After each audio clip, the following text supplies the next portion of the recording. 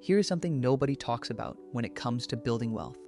It is not the big decisions that separate wealthy people from everyone else. It is the small monthly ones, the ones nobody sees, the ones nobody posts about, the ones that feel so boring you would never think to mention them at a dinner party. And that is exactly why they work. Right now, 51% of Americans are living paycheck to paycheck, not because they earn too little. Many of them make six figures. The problem is not income. The problem is what happens between the first of the month and the last. The wealthy have a completely different monthly operating system than everyone else. And today, I am going to walk you through all 18 pieces of it. My name is Ivan, and I spend way too much time thinking about money, compound interest, and the invisible gap between people who build wealth and people who just talk about it. Let us get into the first move. Move 1. Run a monthly board meeting with yourself. Every company in the world holds monthly financial reviews. The CEO sits down, looks at the numbers, asks hard questions, and makes adjustments. Your personal finances deserve the same treatment, but almost nobody does it. Here is what this actually looks like. Once a month, you block 30 minutes. You open every account: checking, savings, credit cards, brokerage, retirement. You look at what came in, what went out, and what moved closer to your goals. You do not judge yourself. You just observe. The reason this works is not the information itself. You can check your bank balance anytime. The reason it works is the ritual. When you formalize the review, you stop drifting. Drifting is what kills wealth. Drifting is when $300 disappears into food delivery apps without you noticing. Drifting is when you forget you are still paying for a software subscription you stopped using in February. Rich Richard does this every last Sunday of the month. Takes 30 minutes, drinks his coffee, reviews everything, makes one or two small adjustments. That is it. Poor Peter checks his bank balance only when his card gets declined. By then, the damage is already done. Move 2. Pre-spend next month on paper before it starts. This is not budgeting in the traditional sense. This is forecasting. Before the month begins, you write down every dollar you expect to earn and every dollar you expect to spend. Then you assign any surplus to a specific destination before you can accidentally spend it. The psychology behind this is simple. When you pre-commit money on paper, your brain treats it as already allocated. It removes it from the mental pool of available cash. Without this step, every unassigned dollar feels spendable, and spendable dollars get spent. Wealthy people do not wonder where their money went at the end of the month. They decided where it was going at the beginning. Rich Richard spends 15 minutes on the last day of every month mapping out the next 30 days. He knows when every bill hits, allocates for groceries and gas, and sends the remaining surplus to his brokerage before the month even starts. Poor Peter starts every month hoping it works out. By the 15th, he has already spent $300 on things he cannot remember. By the 31st, there is nothing left to invest. Not because he earned too little, but because he never told his money where to go. Move 3. Sweep idle cash into a high-yield savings account. Right now, the average savings account in America pays 0.38% APY. Meanwhile, high-yield savings accounts are paying around 4%. That is roughly 10 times more interest on the same money with the same FDIC insurance protection. If you keep $10,000 sitting in a regular checking account earning basically nothing, you are leaving about $400 a year on the table. That does not sound like much until you realize it compounds, and it requires zero effort beyond an initial transfer setup. The wealthy do not let cash sit idle. Every dollar has a job. If cash is not being deployed into investments, it is at minimum earning the highest safe return available. Once a month, they sweep excess checking balances into accounts that actually pay them to hold money there. Poor Peter keeps $14,000 in his checking account because it feels safe. He earns about $1 a year in interest. Rich Richard keeps $3,000 in checking for bills and sweeps the rest into a high-yield account every month. Same money, same safety, completely different outcome. Move 4. Round up every purchase and invest the difference. This sounds almost too simple to matter, and that is exactly why it works. Every time you make a purchase, round it up to the nearest dollar and invest the change. A $4.37 coffee becomes $5, and the 63 cents goes into a brokerage account. The average American makes about 3 transactions per day. If the average roundup is 50 cents per transaction, that is about $1.50 per day. or roughly $45 per month. Invested at 10% annual returns for 20 years, that $45 per month grows to over $34,000. You did not budget harder. You did not sacrifice anything. You just captured the loose change that was already slipping through the cracks. Several brokerage apps automate this entirely. You set it once and forget it exists. 20 years later, you have a 5-figure account built entirely from spare change. Move 5.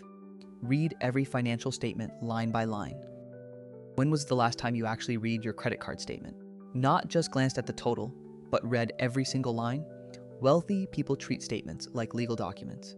They read them, and they catch things: duplicate charges, price increases on subscriptions, fraudulent transactions, fees that should not be there. A study by the Consumer Financial Protection Bureau found that billing errors affect millions of Americans every year, and most never catch them because they never look. One missed fraudulent charge of $40 per month is $480 per year you handed to someone else because you did not spend 5 minutes reading a document. This is not exciting. Nobody is going to congratulate you for reading your credit card statement, but that is the entire point. Wealth building is boring. The people who do the boring things consistently are the ones who end up rich. Move 6. Take one no-spend day per month. Pick one day per month where you spend absolutely nothing. Not a dollar. No coffee runs, no online shopping, no food delivery, no impulse purchases. Just one day of complete financial stillness. The average American spends roughly $30 per day on discretionary purchases. One no-spend day per month saves $360 per year. Invested at 10% for 20 years, that becomes over $22,000. But the real value is not the money, it is the awareness. A no-spend day forces you to confront how automatic your spending has become. You realize how many purchases happen on autopilot. You bought that coffee not because you needed it, but because you always buy it. You ordered lunch not because you were hungry, but because it was noon and that is what you do at noon. Breaking the autopilot, even for a single day, rewires your relationship with spending for the other 29 days. Rich Richard does his no-spend day on the first Wednesday of every month. He brings lunch from home, drinks the free coffee at work, and does not open any shopping apps.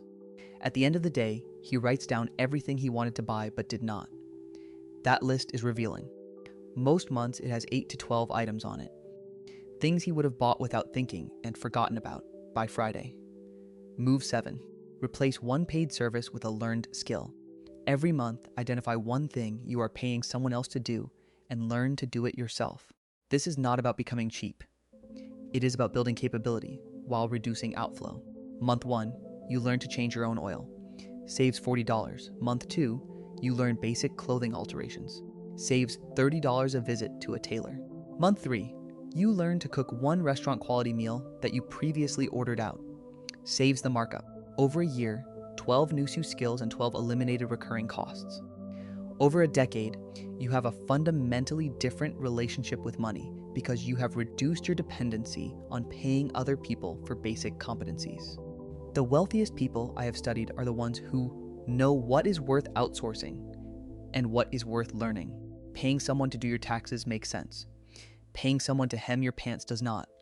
Move 8. Apply the cost per use calculation before buying anything.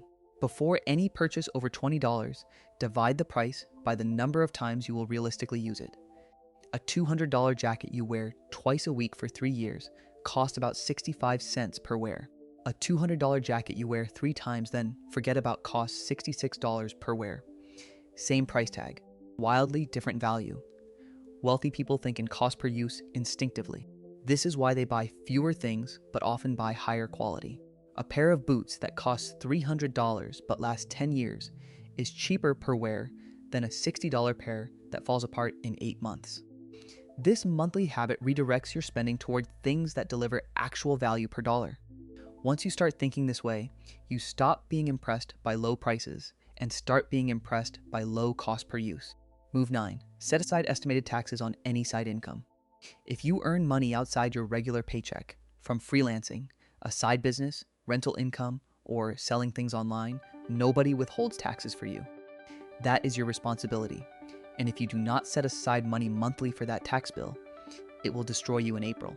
The wealthy treat side income like a business from day one. Every month, they take 25 to 30% of any variable income and move it into a separate account earmarked for taxes. They never touch it. When the tax bill arrives, they pay it without stress. Poor Peter earned $8,000 from freelance projects last year. He spent all of it.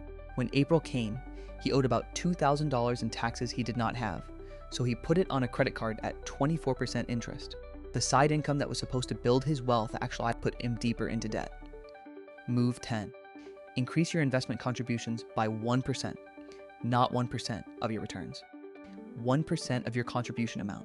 If you are currently investing $500 per month, bump it to $505. Next month, $510. The increases are so small you will never feel them, but the math is extraordinary. An extra $50 per month, which is where you land after 10 months of 1% increases on a $500 base. This produces an additional $113,000 over 30 years at 10% returns, from an amount so small you would not notice it leaving your checking account. This is the financial equivalent of boiling a frog, except instead of slowly cooking yourself, you are slowly making yourself wealthy. Your expenses never adjust because the increases are invisible. Your investment balance, however, is anything but invisible after a decade. The reason this works better than trying to dramatically increase your savings rate overnight is that your brain never triggers a pain response.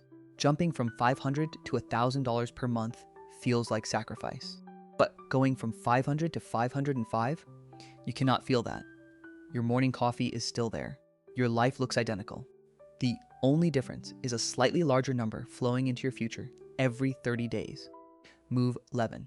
Review your credit report. Your credit score is not just a number for getting loans. It determines the interest rate on everything you borrow for the rest of your life. A 100-point difference in your credit score can mean tens of thousands of dollars in additional mortgage interest over 30 years. Every month, check your report from one of the 3 bureaus. You are looking for errors, fraudulent accounts, and anything that does not belong. About 1 in 5 credit reports contains a material error according to Federal Trade Commission research, and those errors can cost you money on every major financial decision you make. Rich Richard found an incorrect late payment on his report that was dragging his down by 40 points. He disputed it, got it removed, and qualified for a mortgage rate that saved him over $200 per month. That 5-minute monthly check literally pays for itself thousands of times over. Move 12. Have one financial conversation with someone ahead of you. This is the move that almost nobody makes, and it is one of the most valuable on this list. Once a month, have a genuine conversation about money with someone who is further along than you are. Not a guru, not a social media personality. A real person in your actual life who has built something you respect. You are not asking them for their net worth. You are asking what they wish they had known 10 years ago. You are asking what mistake cost them the most. You are asking what they would do differently if they were starting over at your age. Wealthy people did not figure everything out alone. They absorbed knowledge from people who were ahead of them on the curve. That is not a one-time event. It is a monthly practice, and the compounding effect of 12 financial conversations per year, year after year, is enormous. Think about what 144 financial conversations over 12 years does to your understanding of money. You have heard about mistakes you will never make because someone already made them for you.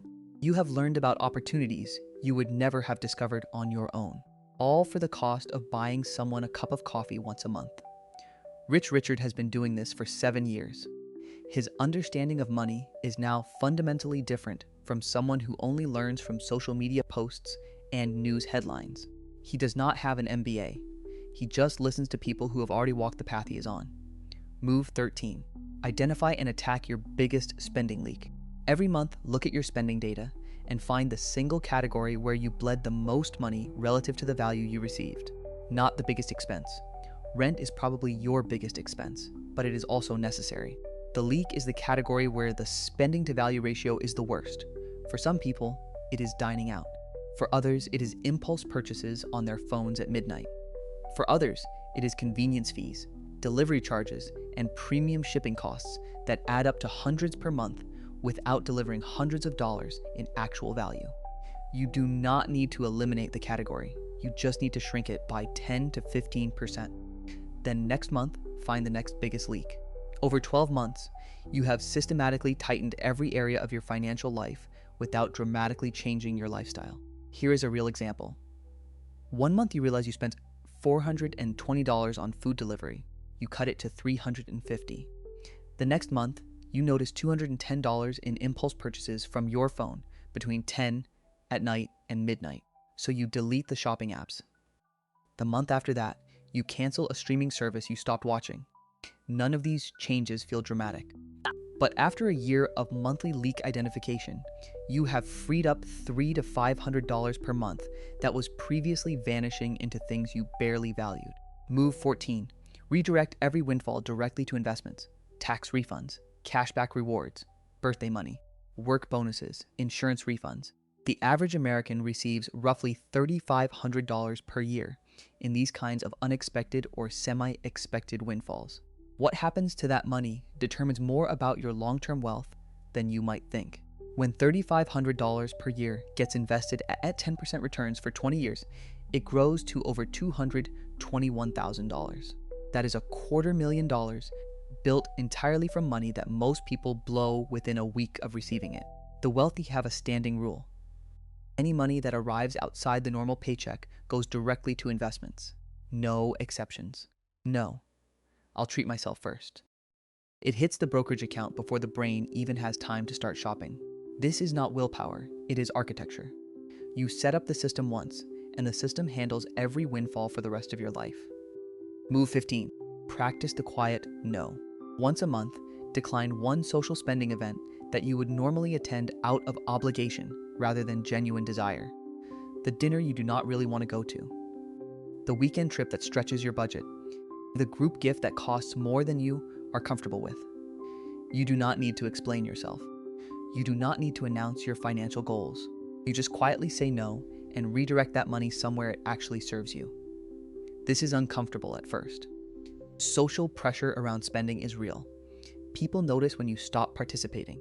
But here is what wealthy people figured out early. The discomfort of saying no today is temporary. The discomfort of being broke at 65 is permanent. And the beautiful part is that nobody tracks your attendance over time. They might notice once. They will not notice a pattern. You are not becoming a hermit. You are becoming selective. And selectivity is one of the most underrated wealth-building skills in existence. Rich Richard turned down a bachelor party trip to Vegas last year. He just said he had a conflict that weekend. Nobody pressed him. Nobody stopped being his friend.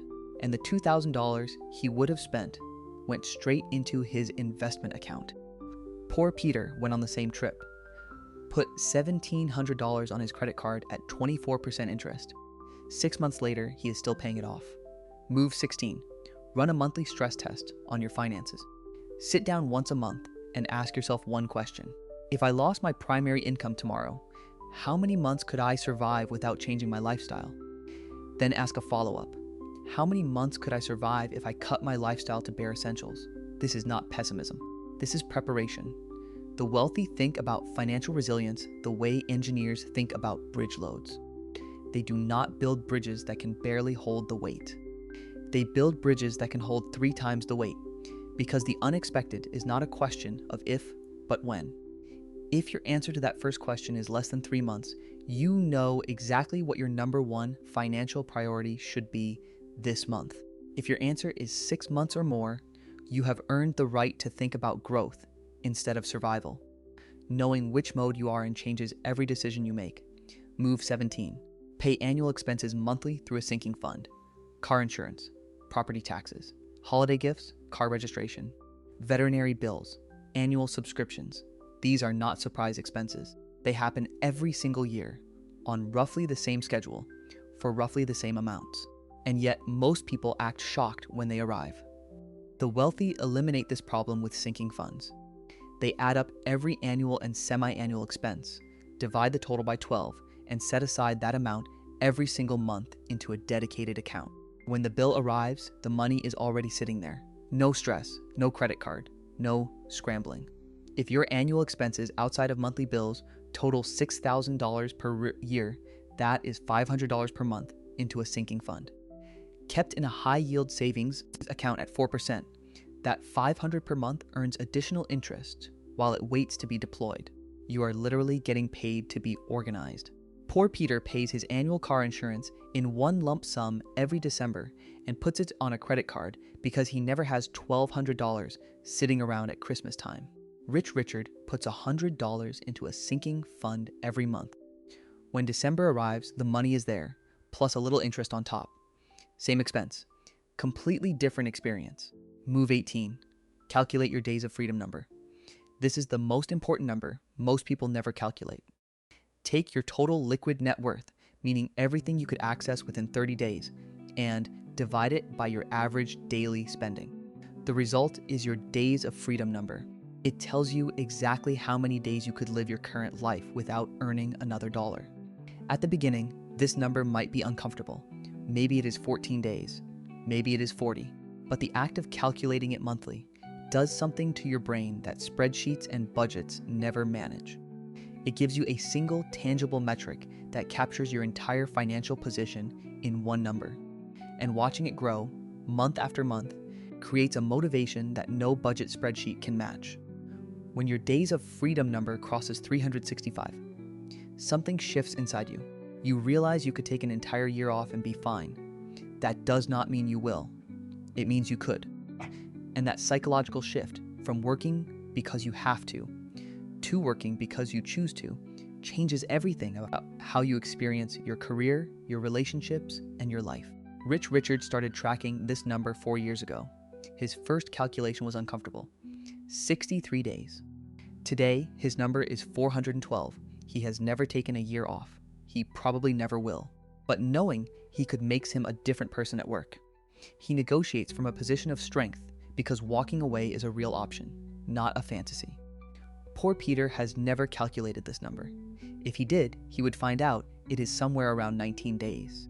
Less than 3 weeks between him and serious financial trouble. You cannot fix what you refuse to measure. Here is how all 18 moves connect. These moves do not work in isolation. They form a system. The board meeting identifies problems. The pre-spending prevents them. The sweep and roundups capture idle money. The statement review catches errors. Each move feeds the next. Together, they create a financial operating system that runs quietly in the background of your life. Let me show you what this looks like in practice with Rich Richard and Poor Peter. Both earn $75,000 a year. Same city, same age, same starting point. Rich Richard runs his monthly board meeting every last Sunday. He pre-spends the next month on paper, sweeps excess cash, rounds up purchases, reads every statement, takes one no-spend day, and redirects windfalls into his brokerage. He bumps contributions, checks his credit, identifies spending leaks, practices the quiet no, funds his sinking accounts, and tracks his days of freedom number every 30 days. None of these moves take more than 30 minutes. Most take less than 5. Together, they redirect roughly $800 per month toward wealth building that would otherwise leak out through carelessness, inattention, and social pressure. $800 per month at 10% returns for 20 years is over $607,000. Poor Peter earns the same salary. He does none of these things. He checks his bank account when things feel tight. He spends windfalls within a week. He gets surprised by annual bills every time. And his days of freedom number has not changed in 3 years. Same income, same city, same starting point. $600,000 apart in 20 years. The difference was never about earning more. It was about operating differently on a monthly basis. 18 small, boring, invisible moves that nobody sees and nobody asks about. That is how wealth actually gets built. Not in one dramatic moment, not through a lucky break. Through 18 quiet moves, repeated every month, for years. While everyone around you wonders why your life seems to keep getting easier, and theirs does not. That is the system. Now go build yours.